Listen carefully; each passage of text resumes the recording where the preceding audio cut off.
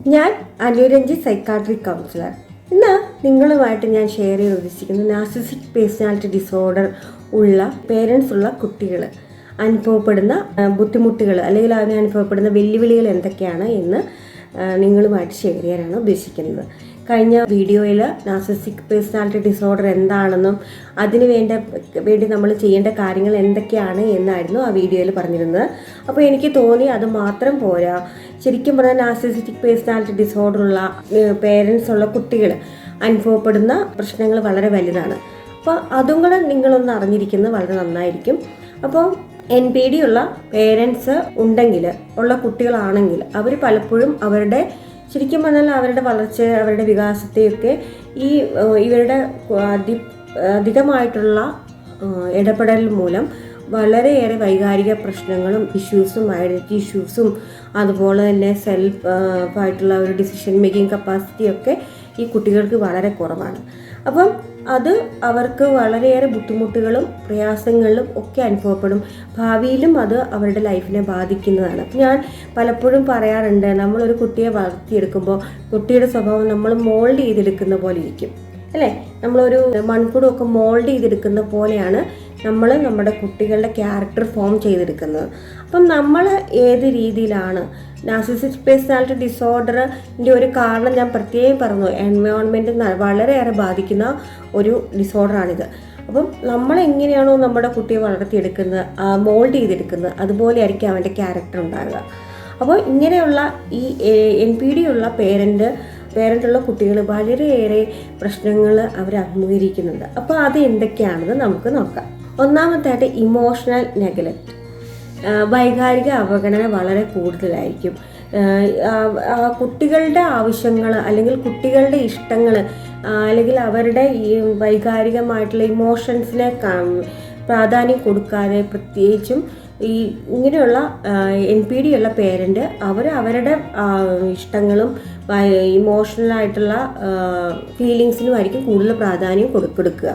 ഇത് കുട്ടികൾക്ക് പലപ്പോഴും അവർക്ക് ഒരു മൂല്യമില്ലായ്മയോ അതുപോലെ തന്നെ ഒരു ആത്മാഭിമാനക്കുറവൊക്കെ കുട്ടിയിലുണ്ടാക്കാം. അപ്പം പലപ്പോഴും ഈ ഒരു പേരൻ്റ്, ഇങ്ങനെയുള്ള NPD ഉള്ള പേരൻ്റ് എപ്പോഴും അവരുടെ ഇമോഷൻസിനായിരിക്കും പ്രാധാന്യം കൊടുക്കുക. കുട്ടിയുടെ ഫീലിങ്സ് ചിലപ്പോൾ അവർക്ക് മനസ്സിലായില്ലെന്ന് വരും. അത് കുട്ടികളിൽ വളരെയേറെ ഉണ്ടാകാറുണ്ട്. പലപ്പോഴും നമുക്കറിയാലോ, ഈ അഡോളസൻ്റ് ഏജൊക്കെ ആകുമ്പോൾ ഇമോഷണൽ ഇഷ്യൂസ് വളരെ പ്രത്യേകിച്ച് പെൺകുട്ടികൾക്കുണ്ടാവും. അപ്പോൾ അതൊന്നും മനസ്സിലാക്കാനോ അതിനുവേണ്ടി പ്രതിവിധി കണ്ടെത്താനോ ഒന്നും, അല്ലെങ്കിൽ അതിനൊരു സപ്പോർട്ട് കൊടുക്കാനൊന്നും ഈ പേരൻ്റ് തുനിഞ്ഞെന്ന് വരില്ല.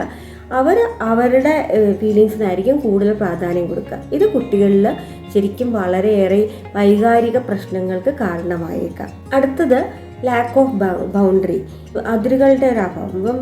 നാർസിസിക് പേഴ്സണാലിറ്റി ഡിസോർഡറുള്ള മാതാപിതാക്കൾ പലപ്പോഴും മോശമായ രീതിയിലുള്ള അതിരുകൾ അവർ കുട്ടികളിൽ വയ്ക്കാറുണ്ട്. മാത്രവുമല്ല, കുട്ടികളുടെ സ്വാതന്ത്ര്യത്തിലും വ്യക്തിഗതയിലൊക്കെ ഒരു ഇടപെടുകയും അതിനൊക്കെ അവരുടേതായ രീതിയിലേക്ക് മാറ്റി വയ്ക്കാൻ, കുട്ടികൾക്ക് സ്വതന്ത്രമായിട്ട് ചിന്തിക്കാനോ അതനുസരിച്ച് പോകാനോ ഉള്ള ഒരു ബൗണ്ടറി സെറ്റ് ചെയ്യാനായിട്ട് കുട്ടികൾക്ക് സാധിക്കാതെ വരുന്നു. അപ്പോൾ പ്രത്യേകിച്ച് മാതാപിതാക്കളുടെ ഇടപെടൽ മൂലം പലപ്പോഴും ഈ ഒരു സ്വതന്ത്രമായിട്ട് ചിന്തിക്കാനുള്ള ഒരു ബൗണ്ടറീസ് അവർക്ക് എടുക്കാനായിട്ട് ഈ NPD ഉള്ള മാതാപിതാക്കളുടെ മക്കൾക്ക് വളരെ ബുദ്ധിമുട്ടായിരിക്കും. പിന്നെ അടുത്തതായിട്ട് കണ്ടീഷണൽ ലവ്, സ്നേഹം. കുട്ടി അവരുടെ പ്രതീക്ഷകൾ നിറവേറ്റുമ്പോഴോ അവരുടെ ആവശ്യങ്ങൾ നിറവേറ്റുമ്പോഴോ, എന്ന് വെച്ചാൽ മാതാപിതാക്കളുടെ ആവശ്യങ്ങൾ നിറവേറ്റുമ്പോഴോ അല്ലെങ്കിൽ അവരുടെ ആവശ്യങ്ങൾക്കനുസരിച്ച് കുട്ടി ഉയർന്നാൽ മാത്രമാണ് അവർക്ക് ഒരു അംഗീകാരവും സപ്പോർട്ടൊക്കെ കൊടുക്കുകയുള്ളൂ. അതേസമയത്ത് കുട്ടിക്ക് സ്വന്തമായിട്ട് ഒരു കാര്യം ചെയ്യാനോ അല്ലെങ്കിൽ ചിന്തിച്ച് പ്രവർത്തിക്കാനോ ഒന്നും സാധിച്ചെന്ന് വരില്ല, അവർ സമ്മതിക്കത്തുമില്ല. പിന്നെ ഇങ്ങനെ ഒരു പ്രതീക്ഷ വളർത്തുന്ന കുട്ടി ആയതുകൊണ്ട് ഈ കുട്ടിക്ക് പരാജയ ഭീതി വളരെ കൂടുതലായിരിക്കും.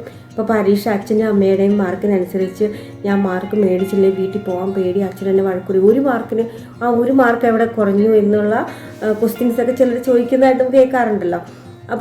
അപ്പം നിരന്തരമായിട്ട് അവർക്ക് എല്ലാത്തിലും വിജയം നേടിയില്ലെങ്കിൽ പേടി ഉണ്ടാകുകയും പരാജയഭീതി കൂടുകയും പിന്നെ അംഗീകാരം എല്ലായിടത്തുനിന്നും എൻ്റെ കുട്ടിക്ക് ലഭിച്ചില്ലെങ്കിൽ അത് പിന്നീട് കുട്ടിയോട് വന്ന് ചോദ്യം ചെയ്യുകയും വഴക്ക് പറയുകയും ചെയ്യും. അതേസമയത്ത് അവർ പ്രതീക്ഷിച്ച അനുസരിച്ച് വന്നെങ്കിൽ, മാർക്ക് വാങ്ങിച്ചെങ്കിൽ, അവരുടെ പ്രതീക്ഷയ്ക്കൊത്ത് ഉയർന്നെങ്കിൽ കുട്ടിക്ക് നല്ല രീതിയിലുള്ള അംഗീകാരം നൽകുകയൊക്കെ ചെയ്യും.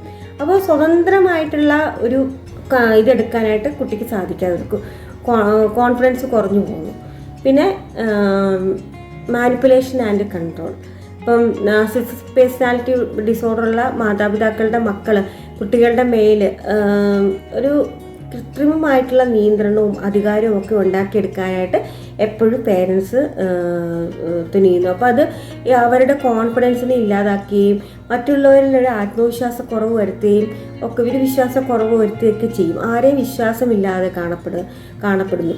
പിന്നെ ഇൻവാലിഡേഷൻ ഓഫ് ഫീലിങ്സ്. ഇപ്പോൾ കുട്ടികളുടെ വികാരങ്ങളെ ഒക്കെ സാധുവാക്കുന്ന രീതിയിൽ ഇപ്പം അവർ ചിന്തിക്കുന്ന രീതി ശരിയല്ല, എപ്പോഴും ഞങ്ങൾ ചിന്തിക്കുന്ന രീതിയാണ് ശരി, ഞാൻ പറയുന്നതാണ് കറക്റ്റ്, നിങ്ങൾ വിചാരിക്കുന്ന രീതി ശരിയല്ല. അപ്പോൾ സ്വന്തമായിട്ട് ചിന്തിക്കാനുള്ള ഒരു കഴിവ് കുട്ടിക്ക് നഷ്ടപ്പെടും. ഇതുമൂലം കുട്ടികൾ അവരുടെ വികാരങ്ങളോ അനുഭവങ്ങളോ ഒന്നും കേൾക്കാനോ അല്ലെങ്കിൽ അവർക്ക് ആ ഒരു ആവശ്യമായിട്ടുള്ള കാര്യങ്ങൾ ചെയ്യേണ്ട സമയത്തൊന്നും അവരുടെ ആവശ്യത്തിനനുസരിച്ച് ചെയ്തു കൊടുക്കാനായിട്ട് സാധിക്കാതെ വരികയും എപ്പോഴും കുട്ടികൾക്കൊരു ആശയക്കുഴപ്പവും വൈകാരിക നിയന്ത്രണത്തിലൊരു ബുദ്ധിമുട്ടും ഒക്കെ ഉണ്ടാവാനുള്ള സാധ്യതയുണ്ട്. പിന്നെ identity issues. Narcissistic personality disorder മാതാപിതാക്കളോടൊപ്പം വളരുന്ന കുട്ടികൾക്ക് ശക്തമായിട്ടുള്ള ആത്മബോധം വളർത്തിയെടുക്കാനും വളർത്തിയെടുക്കാനുള്ള കുട്ടികളുടെ കഴിവിനെ എപ്പോഴും തടസ്സപ്പെടുത്തും. അവർക്ക് സ്വന്തമായിട്ടൊരു ഐഡൻറ്റിറ്റി ക്രിയേറ്റ് ചെയ്യാനോ അല്ലെങ്കിൽ ഒരു സ്വഭാവം ഉണ്ടാക്കിയെടുക്കാനോ ഒന്നും സാധിക്കാതെ വരും. അപ്പോൾ സ്വന്തമായിട്ടുള്ളൊരു ഐഡൻറ്റിറ്റി ഉണ്ടാക്കിയെടുക്കാനായിട്ട് എപ്പോഴും വളരെയേറെ ബുദ്ധിമുട്ടായിരിക്കും അവർക്ക്. പിന്നെ ആങ്സൈറ്റിയും ഡിപ്രഷനും വളരെ കൂടുതലായിരിക്കും. ഇപ്പം നിരന്തരമായിട്ടുള്ള വിമർശനവും പിന്നെ അവരുടെ പ്രതീക്ഷയ്ക്കൊത്ത് വന്നില്ലെങ്കിൽ പേടിപ്പിക്കുകയും വഴക്ക് പറയുകയൊക്കെ ചെയ്യുന്നതുകൊണ്ട് എപ്പോഴും ഉത്കണ്ഠയും വിഷാദവും അവഗണനയൊക്കെ ഈ കുട്ടികൾ വളരെയേറെ അനുഭവിക്കുന്നുണ്ടാകാം.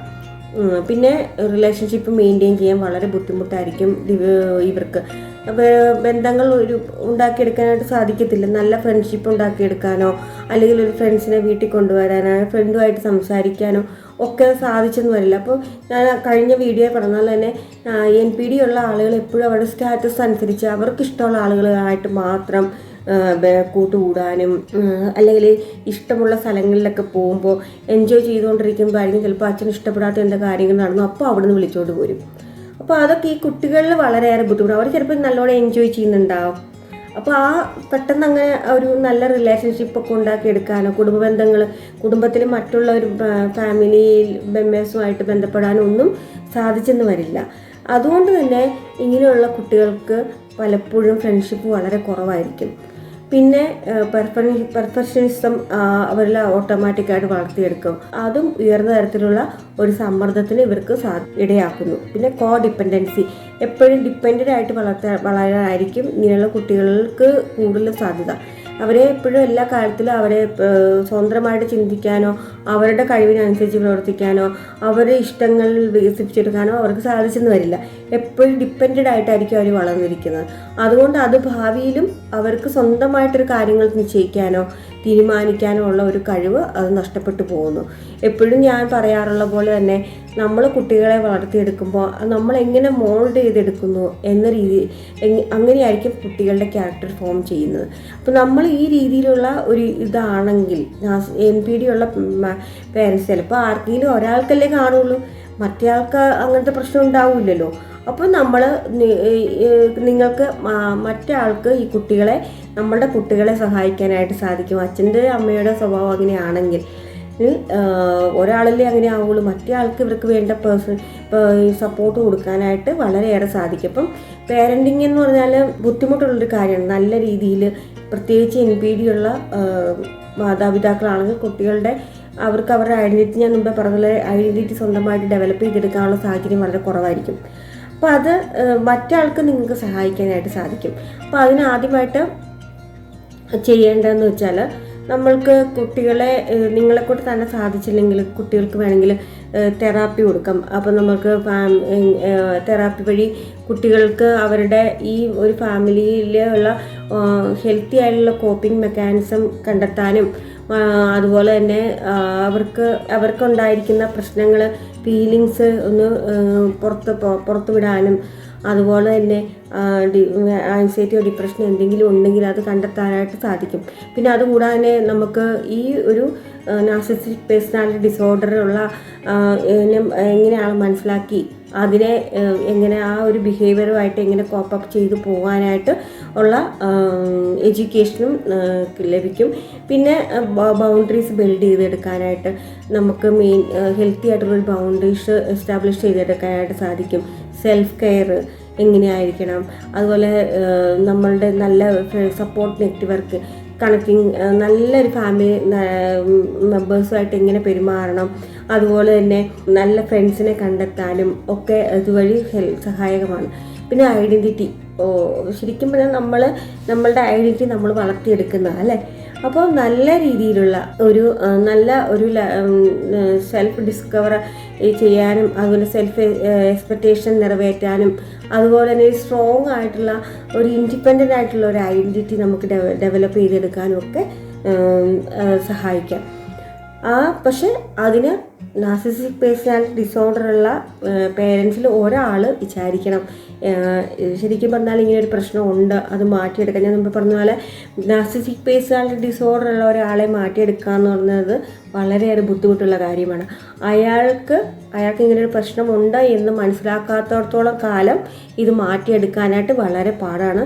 അപ്പോൾ അതുകൊണ്ട് നമ്മളുടെ കുട്ടികൾക്ക് ഇങ്ങനെ പ്രശ്നങ്ങൾ അല്ലെങ്കിൽ ഒരു ബുദ്ധിമുട്ട് ഉണ്ടാകാതിരിക്കാൻ പാർട്ട്ണർക്ക് സഹായിക്കാനായിട്ട് സാധിക്കും. അമ്മയ്ക്ക് അല്ലെങ്കിൽ അച്ഛന് കുട്ടികളെ സഹായിക്കാനായിട്ട് സാധിക്കും. അപ്പോൾ ഇന്നത്തെ വീഡിയോ നിങ്ങൾക്ക് ഏതെങ്കിലും തരത്തിൽ പ്രയോജനപ്പെട്ടിട്ടുണ്ടെങ്കിൽ ലൈക്ക് ചെയ്യുക, ഷെയർ ചെയ്യുക. പിന്നെ ഇതുമായിട്ട് നിങ്ങൾക്ക് എന്തെങ്കിലും സഹായം ആവശ്യമുണ്ടെങ്കിൽ ഇതോടൊപ്പം നമ്പർ വെച്ചിട്ടുണ്ട്, നിങ്ങൾക്ക് വിളിക്കാവുന്നതാണ്. അപ്പോൾ ഇനി അടുത്തതായിട്ട് ഒരു വളരെ ഗുണപ്രദമായിട്ടുള്ള ഒരു വീഡിയോയുമായിട്ട് നമുക്ക് വീണ്ടും കാണാം.